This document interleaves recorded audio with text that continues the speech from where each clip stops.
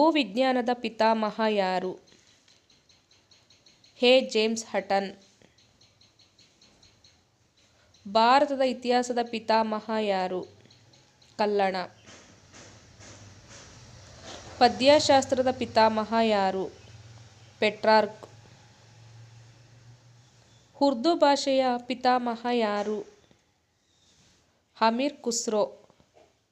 ಕಂಪ್ಯೂಟರ್ನ ಪಿತಾಮಹ ಯಾರು? Charles Babbage.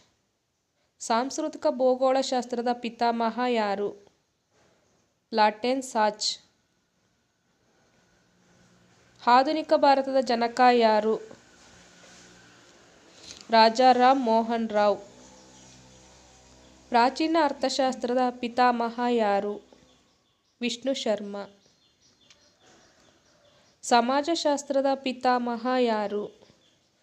August Conte. Karnataka ಶಾಸ್ತ್ರದ ಪಿತಾಮಹ ಯಾರು? ಬಿ. ಎಲ್. ರೈಸ್.